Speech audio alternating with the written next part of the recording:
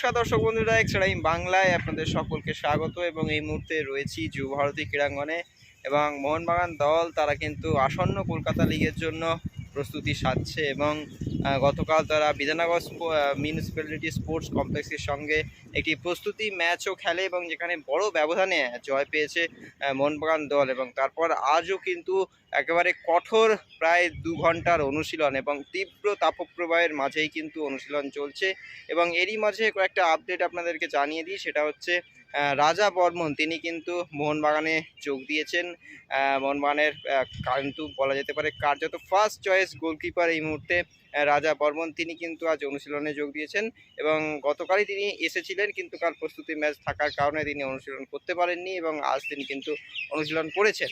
এবারে দ্বিতীয় যে আপডেটটা আপনাদেরকে দিয়ে রাখবো সেটা হচ্ছে আজকের অনুশীলনে কিন্তু দেখা গেল না মোহনবাগানের তরুণ তারকা ফুটবলার দীপেন্দু বিশ্বাসকে। এবং তিনি গত পরশুর একটি অনুশীলনে হালকা চোট পেয়েছিলেন এবং তারপরে কিন্তু আজকে তাকে অনুশীলনে দেখা গেল না। মোহনবাগানের কোচ তিনি কিন্তু একেবারে কঠোর অনুশীলন চালাচ্ছেন তার তরুণ ব্রিগেডকে নিয়ে। অবশ্যই পেসিং ফুটবলে জোর দিয়েছেন, এছাড়াও সিচুয়েশন প্র্যাকটিস থেকে শুরু করে এই তীব্র তাপপ্রবাহের মাঝে ছেলেদেরকে নিয়ে কিন্তু কঠিন পরিশ্রম কিন্তু করাচ্ছেন তিনি আসন্ন কলকাতা লিগকে সামনে রেখে।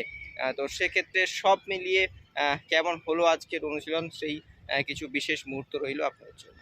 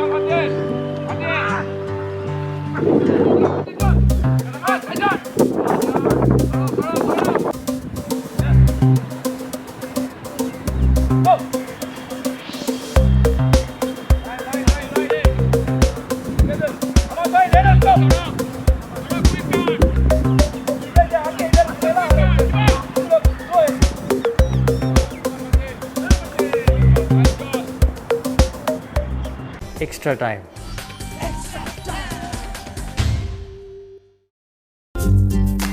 লেটেস্ট নিউজ আর এক্সক্লুসিভ ভিডিওর সঙ্গে আপডেট থাকতে এখনই সাবস্ক্রাইব করুন আমাদের ইউটিউব চ্যানেল।